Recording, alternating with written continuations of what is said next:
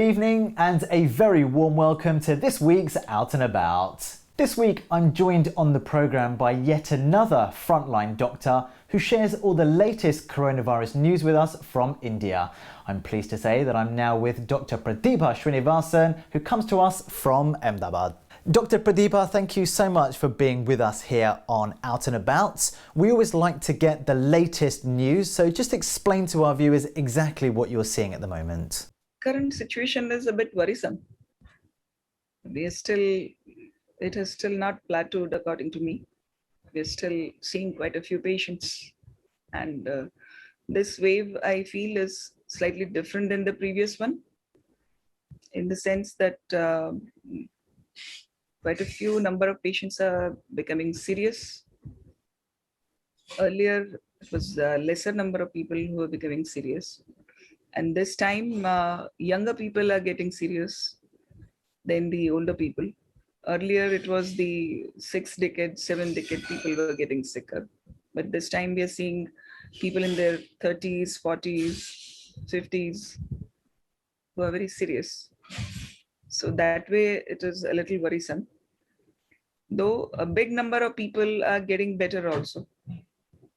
But I feel this particular wave, the second wave, is more infectious. Earlier, when one person was getting affected in the family, maybe another one person would get affected. This time, we are seeing the entire family getting affected. So the transmissibility of this time seems to be a little higher than the earlier one. So that's a cause of concern, because that way the number of people getting affected are much more. Though a very small fraction of them getting serious, but since the number is big, that small fraction also becomes big. So that way it causes unprecedented burden on the health infrastructure. Just explain to me why more people are being affected right now. We know a lot of these new cases are being caused by this new variant, but we don't necessarily know a lot about it. Why is this new strain so deadly? See, this is a RNA virus. Okay. Now, RNA virus is always very unstable. It is an incomplete virus. It is a single-stranded virus, and the single-stranded virus is very, very unstable. So in its replication, it is likely to, mutate.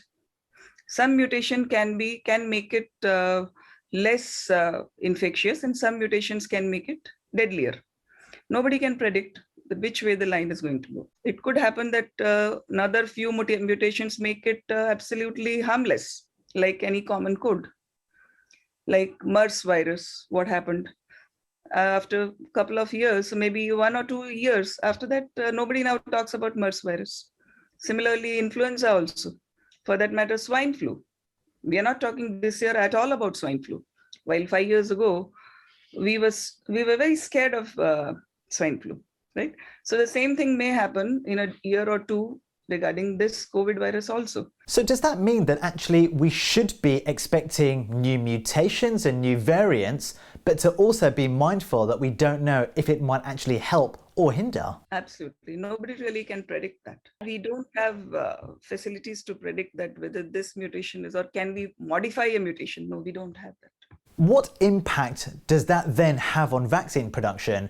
Does that mean that pharma companies will have to essentially go back to the drawing board and create a whole new vaccine from scratch? Could be. See, so far the vaccines have targeted the spike protein, right? Now, as long as the spike protein doesn't change much, these vaccines should work. But if the spike protein has changed, like what is thought right now about this double mutated virus, that the spike protein has changed, still the data is not sufficient.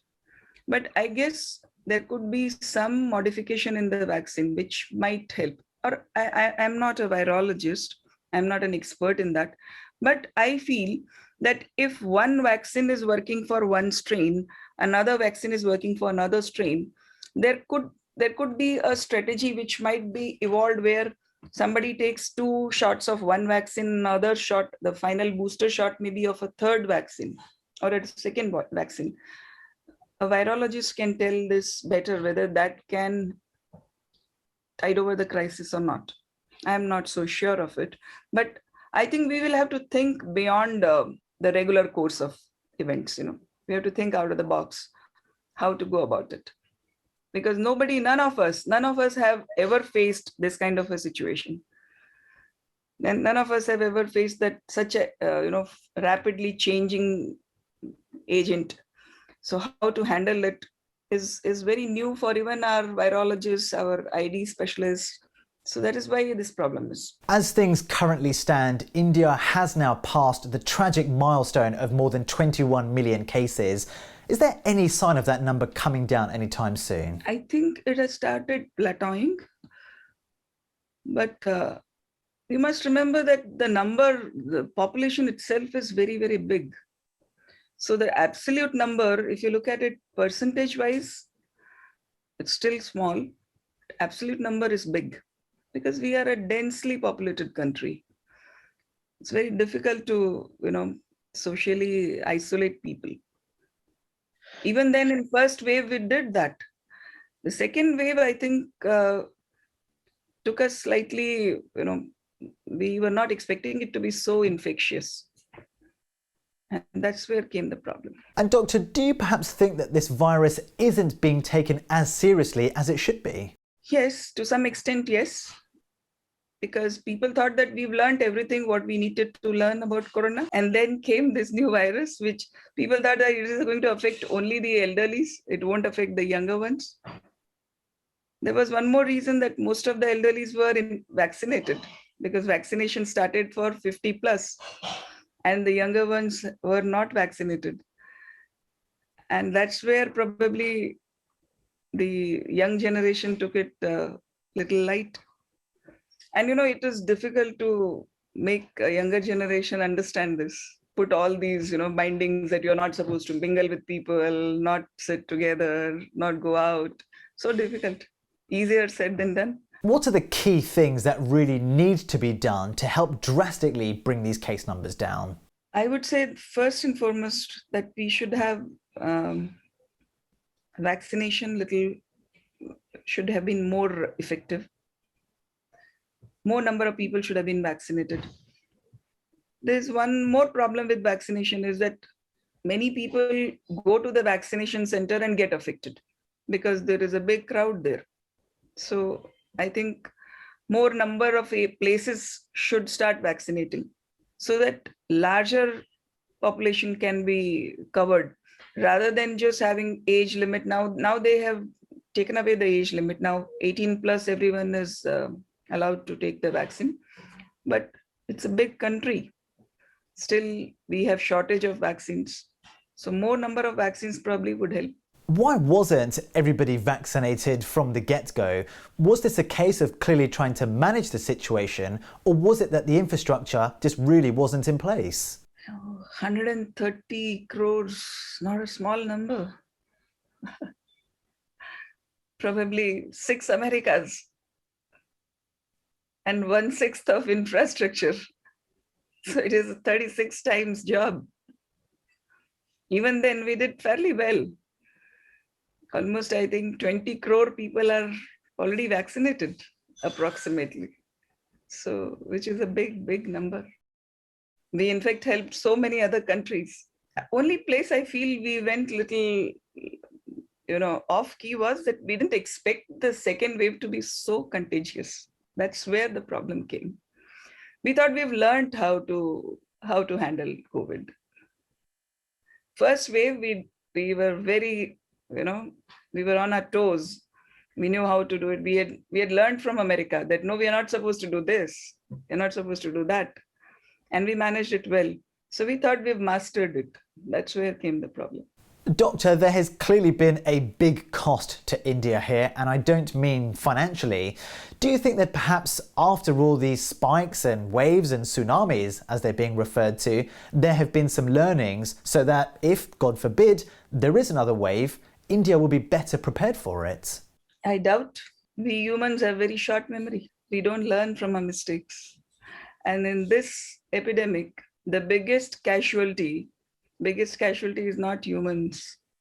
It is science. We have not remained scientific in our I'm not talking about India, I'm talking about world.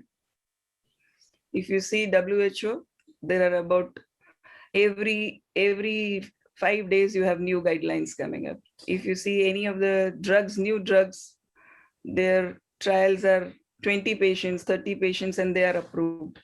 There's hardly any research going on. If you see the research papers, they don't have any substance in that. So the biggest casualty right now in the times of COVID is science. Doctor, that's actually a very interesting point you make there. I guess from the public's perspective, when we hear of new guidelines, we just assume that they're backed by science. But if they're not, where are they coming from? Is a lot of it just guesswork in some ways? It is indeed. And it has gone in the hands of public now. Now my patients are dictating. They're telling me, why don't you give me tocilizumab? Why don't you give me bevacizumab? Names which they've never heard. What is my D dimer? What is my CRP? I mean, awareness up to a certain extent is good, but when treatment part goes into their hands, then there is hardly any objectivity. It shouldn't happen like that.